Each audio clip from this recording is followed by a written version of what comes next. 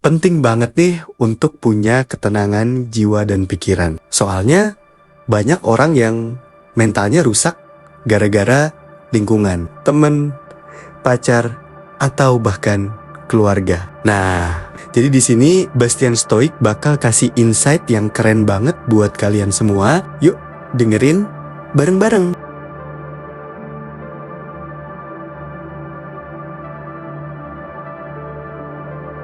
Memahami pola pikir langkah mundur. Melangkah mundur bukan berarti menyerah atau mundur dari sebuah situasi. Ini adalah cara untuk mengambil kembali kendali yang sering kita lepaskan ketika kita terus-menerus bereaksi terhadap segala hal yang terjadi di sekitar kita. Dalam filsafat Stoik, melangkah mundur adalah langkah pertama untuk melihat segala sesuatu dengan lebih jelas, tanpa terganggu oleh emosi atau impuls yang muncul. Cobalah mengingat saat seseorang mengkritik Anda, mempertanyakan ide Anda, atau menantang nilai-nilai yang Anda pegang. Reaksi pertama yang muncul mungkin adalah membela diri, memperbaiki mereka, atau membuktikan bahwa Anda benar. Tetapi dengan melangkah mundur, Anda memberi diri Anda waktu untuk memilih respons yang tenang dan disengaja, bukan respons yang didorong oleh ego atau kebutuhan untuk mendapatkan validasi. Bayangkan melangkah mundur seperti menciptakan ruang di taman. Seperti halnya tanaman membutuhkan ruang untuk tumbuh dan berkembang, pikiran kita juga membutuhkan ruang untuk memproses dan memahami dunia di sekitar kita. Tanpa ruang itu, kita terus-menerus berada dalam keadaan sensitif.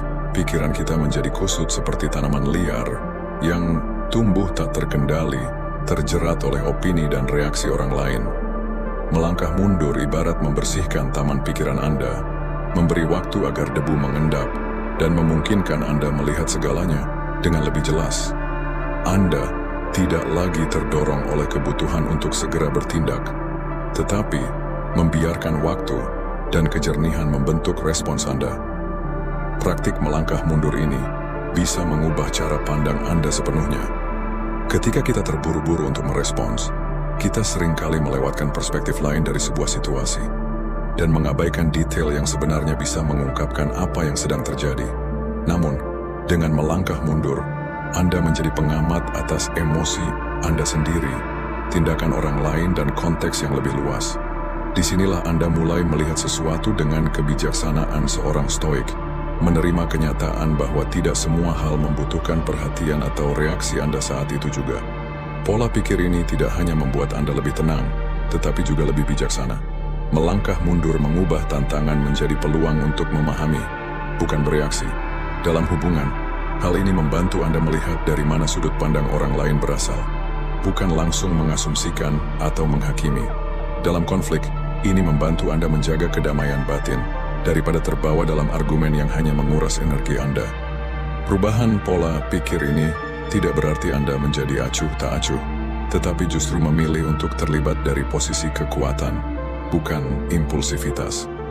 Melangkah mundur adalah pilihan aktif, pengingat bahwa kekuatan sejati tidak perlu selalu ditunjukkan secara terus-menerus. Dengan berhenti sejenak, Anda menciptakan ruang untuk refleksi diri dan memberi kesempatan kepada orang lain untuk menunjukkan siapa mereka sebenarnya. Dan di ruang itu, orang-orang seringkali tertarik pada Anda. Bukan karena Anda menuntut perhatian mereka, tetapi karena Anda menunjukkan bahwa Anda nyaman dengan diri sendiri.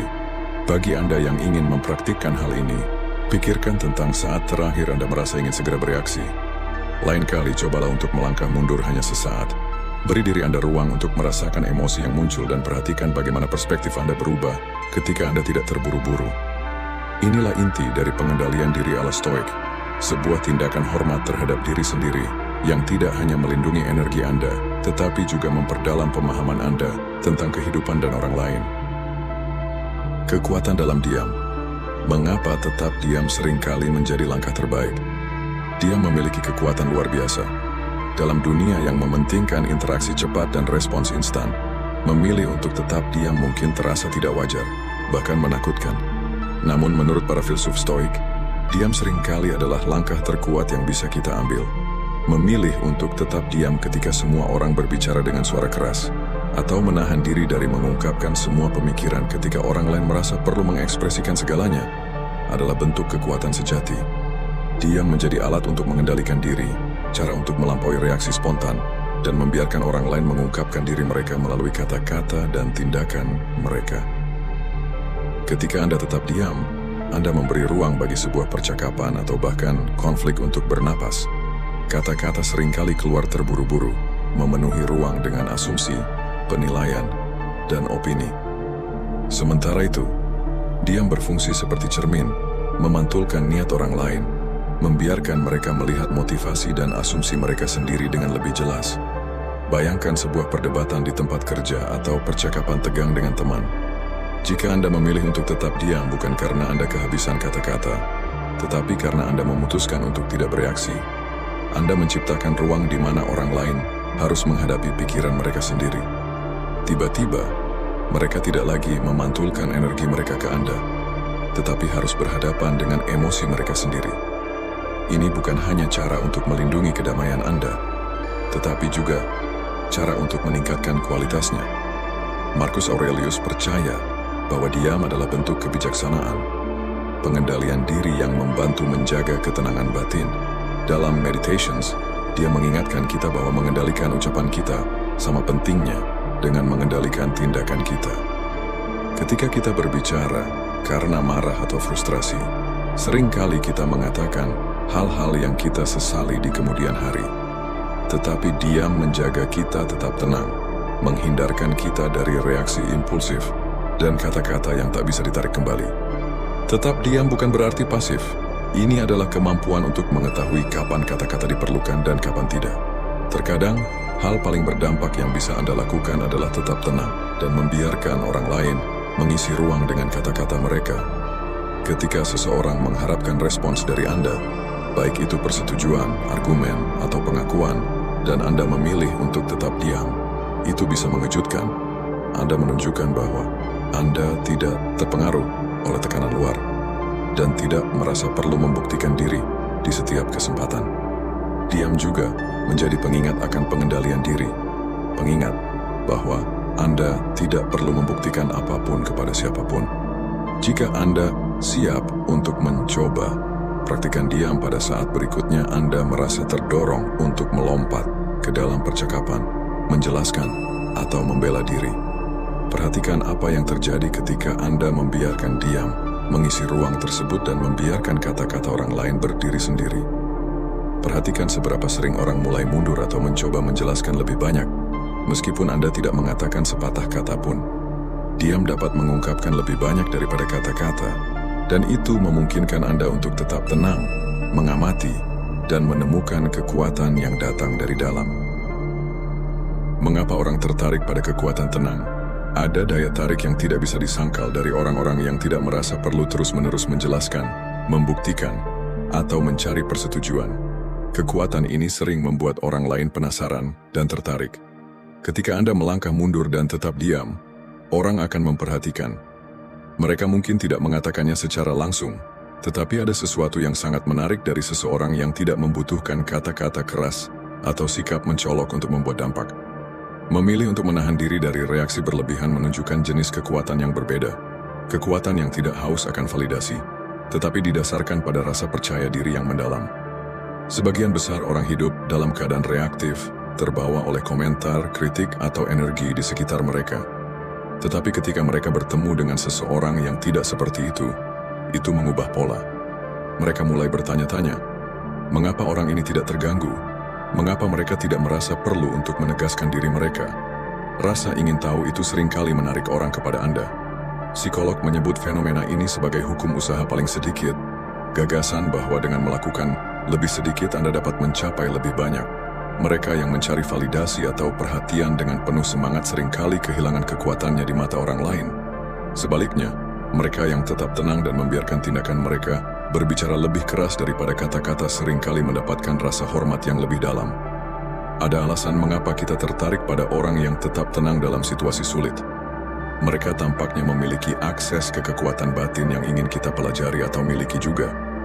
Inilah sebabnya mengapa pemimpin yang tetap tenang di tengah kekacauan seringkali menginspirasi rasa percaya diri pada orang lain. Mereka tidak tergesa-gesa untuk membuktikan diri mereka sendiri. Sikap tenang mereka sudah berbicara banyak. Kekuatan tenang juga menciptakan rasa aman bagi orang lain. Ketika Anda tidak bereaksi impulsif, Anda menjadi kehadiran yang stabil, dan orang lain merasa bahwa mereka bisa mempercayai Anda. Bayangkan seseorang yang tetap tenang dalam sebuah argumen, yang tidak terjebak dalam perdebatan sengit atau pembelaan diri yang berlebihan. Orang tersebut menjadi jangkar.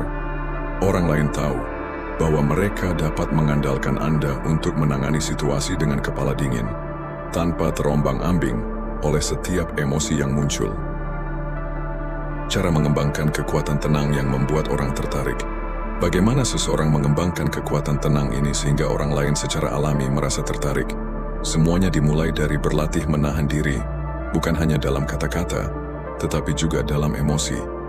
Ketika Anda menahan diri dari bereaksi terhadap setiap emosi atau opini yang datang kepada Anda mengirimkan sinyal kepada diri sendiri dan orang lain bahwa Anda memiliki kendali atas diri Anda. Mulailah dengan interaksi sederhana. Ketika seseorang memberikan komentar yang biasanya akan memicu respons atau membuat Anda merasa perlu membela diri, cobalah untuk menahan diri. Rasakan kekuatan dalam menahan diri itu, dalam membiarkan momen itu berlalu, tanpa perlu mengisinya dengan kata-kata. Ini membutuhkan disiplin. Tetapi inilah inti dari ketangguhan stoik, memilih kapan untuk terlibat dan kapan membiarkan keheningan berbicara. Pengendalian diri ini tidak hanya melindungi energi Anda, tetapi juga memungkinkan orang lain untuk melihat Anda dengan lebih jelas. Orang akan memperhatikan bahwa Anda berbeda dari kebanyakan orang, bahwa Anda tidak mudah tergoyahkan oleh emosi yang datang dan pergi. Inilah yang ditawarkan oleh stoicisme. Kekuatan untuk hidup dengan cara yang memprioritaskan kedamaian, ketenangan, dan pengaruh yang tenang, dibandingkan dengan dampak yang sekadar cepat berlalu. Seiring waktu, Anda akan menemukan bahwa orang-orang secara alami akan mendekat kepada Anda. Mereka akan mencari nasihat, kenyamanan, atau hanya kehadiran Anda. Seseorang yang tidak mudah terganggu oleh setiap ombak kecil di lautan kehidupan. Pertumbuhan batin melalui observasi. Observasi adalah keterampilan yang sangat kuat namun seringkali diabaikan karena kita terlalu sibuk ingin didengar dan dipahami. Bagi para stoik, observasi bukanlah tindakan pasif. Sebaliknya, ini adalah praktik yang disengaja. Memilih untuk mundur dan hanya mengamati berarti Anda sedang mempraktikkan cara yang lebih dalam untuk berhubungan dengan dunia. Cara yang dipandu oleh wawasan daripada reaksi spontan. Bayangkan pikiran Anda seperti lautan. Setiap pikiran, perasaan, dan dorongan adalah gelombang yang naik dan turun di dalamnya. Ketika Anda terus-menerus bereaksi, itu seperti mengaduk-aduk lautan itu, menciptakan turbulensi tanpa henti. Namun, ketika Anda memilih untuk mengamati, Anda membiarkan gelombang itu mereda, memungkinkan Anda untuk melihat apa yang ada di bawah permukaannya. Anda tidak lagi terjebak dalam badai, tetapi mulai memahami apa yang sebenarnya terjadi. Observasi ini bukan tentang menjadi terpisah dari kehidupan, tetapi tentang menjadi lebih sadar.